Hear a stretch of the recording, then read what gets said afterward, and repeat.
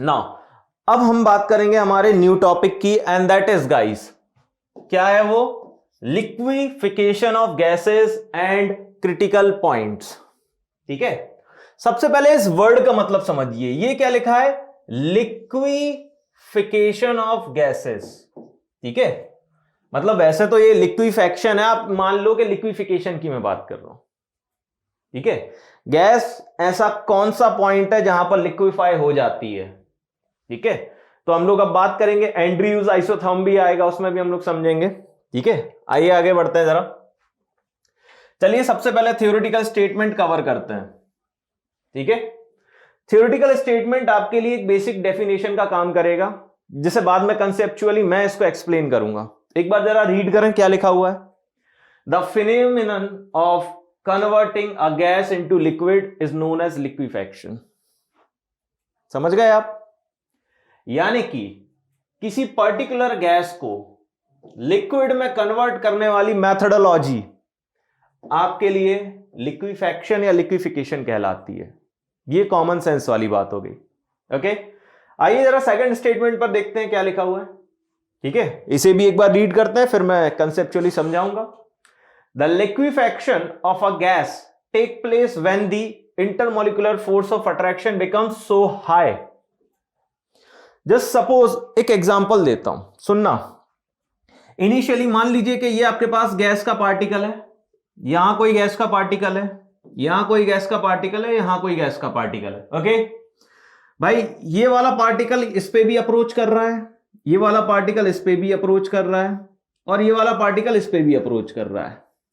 ठीक है, अभी के लिए at present as of now आपके सामने क्या कंडीशन है जिसे आप एनालाइज करना चाहते हैं? मैं पूछूंगा बताइए बच्चों क्या कंडीशन है, आप क्या बोलेंगे? या पराग सर मुझे ये समझ में आ रहा है कि ये जो आपने चार पार्टिकल दिखाए हैं, ये चारों पार्टिकल एक दूसरे से ग्रेट डिस्टेंस पर अवेलेबल है। मैं बोलूंगा बिल्कुल सही बात है। ठीक है, फिर आप ये भी बोलोगे सर अगर चारों पार्टिकल एक दूसरे से ग्रेट डिस्टेंस पर अवेलेबल हैं तो चारों पार्टिकल्स के बीच लगने वाली इंटरमोलिकुलर फोर्स ऑफ अट्रैक्शन अभी वीक है। मैं बोलूंगा बिल्कुल सही बात है। तो अब आप मुझे क्या बोलोगे? सर एक काम करते हैं, अगर आप चाहते हैं कि ये गैसियस पार्टिकल्स या फिर ये जो भी गैस आपके सामने है इसे लिक्विफाई होना है तो इन पार्टिकल्स को एक दूसरे के करीब लाना होगा। यानी कि सर ये चारों पार्टिकल्स को कम से कम इतना करीब तो ले आओ कि इफेक्टिव फोर्स ऑफ अट्रैक्शन लगे। ये चारों पार्टिकल को इतना करीब तो ले आओ कि इफेक्टिव फोर्स ऑफ अट्रैक्शन लगे। मैं बोलूंगा बिल्कुल सही बात है तुम्हारी। उससे क्या होगा?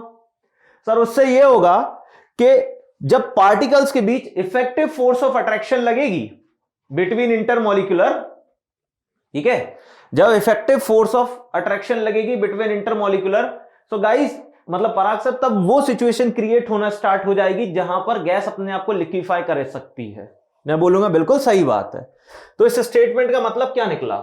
इसका मतलब यही निकला कि दोस्तों अगर हम लिक्विफेक्शन देखना चाहते हैं किसी भी गैस का तो हमें यह देखना होगा कि उनके बीच लगने वाली intermolecular force of attraction high हो जाए। ठीक है, तब जाकर कहीं ना कहीं वो लिक्विड में एग्जिस्ट कर सकती है। यह है इस कॉन्सेप्ट का मतलब। आगे बढ़ते हैं।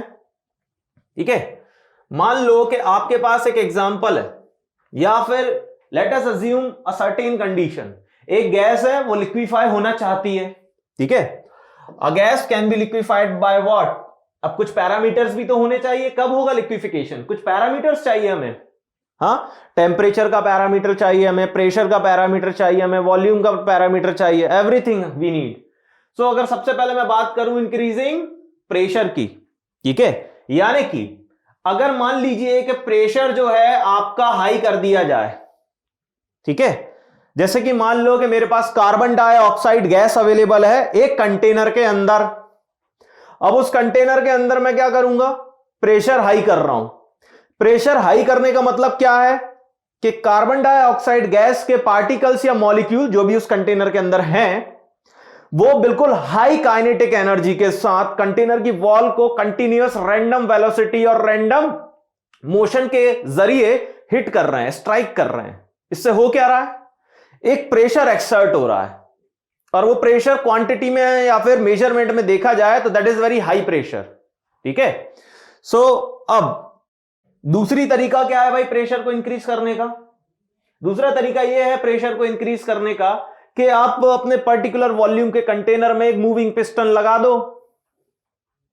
पर्टिकुलर वॉल्यूम के कंटेनर में मूविंग पिस्टन लगा दो जो अप टू डाउन मोशन कर सकता है। तो आप एक काम करो, कंटेनर का वॉल्यूम था आपका कितना, 5 लीटर का। ठीक है, अब आपने 5 लीटर की गैस उसमें भरी एटीएम पर।